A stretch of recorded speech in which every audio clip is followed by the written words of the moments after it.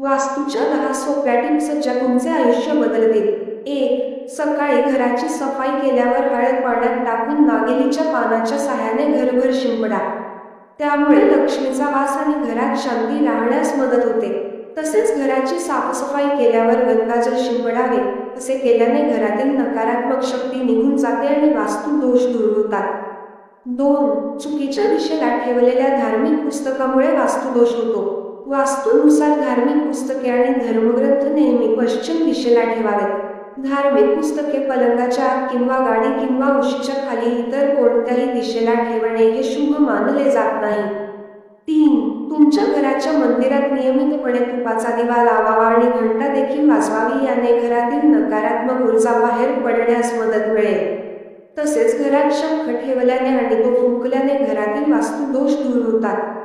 घरातील पूजेच्या ठिकाणी देवदेवतांना अर्पण केलेल्या फुलांच्या माळा दुसऱ्या दिवशी काढून नवीन फुलांच्या माळा अर्पण कराव्यात. तसेच देवघरात देवांच्या प्रतिमा समोरासमोर ठेवू नये.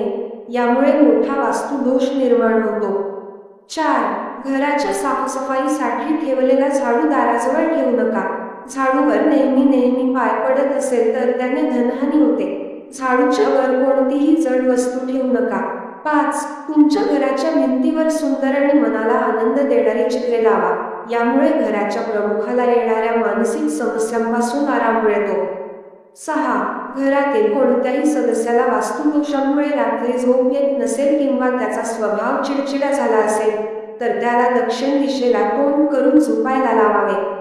यामुळे त्याच्या स्वभावात बदल होईल आणि निद्रा दोषांची स्थितीही सुधारेल. 7. घराच्या उत्तर पूर्वेला कधीही कचरा साचू देऊ नका किंवा जड सामान आणि मशिनरी या दिशेला ठेवू नका.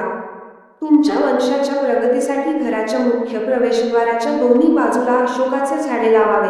8. एखाद्या शुभ मुहूर्तावर तुमच्या घराच्या ईशान्य कोपऱ्यात किंवा ब्रह्मस्थानामध्ये स्फटिक श्री यंत्र स्थापन करा. हे यंत्र केवळ लक्ष्मी प्राप्ती करत नाही तर घरातील वास्तुदोष देखील दूर करते. 9. तुमच्या घराच्या उत्तर पूर्व कोपऱ्यात हिरवे तुळशीचे रोप लावा.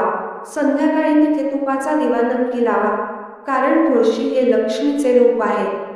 शेवटी आपल्या सुखशांती आणि आपल्या घराच्या सुखशांतीसाठी नेहमी प्रार्थना करा. 10. घराच्या कोणत्याही खोलीत सुकलेली फुले ठेवू नका.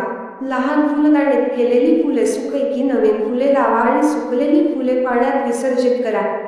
टिप: मित्रांनो, आमच्या पेजचा उद्देश कोणत्याही प्रकारची अंधश्रद्धा पसरवणे हा नाही.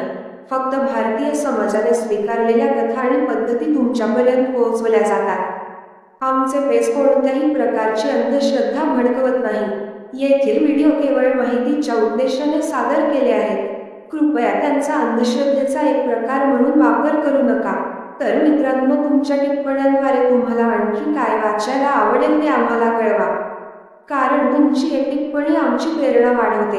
मित्रांनो, जर तुम्हाला ही माहिती आवडली असेल तर आपल्या या पेजशी कनेक्टेड राहा. तसेच आपल्या मित्र आणि परिवारापर्यंत ही माहिती पाठवा. अशा नवनवीन माहितीसाठी आपल्या पेजशी कनेक्टेड राहा. धन्यवाद.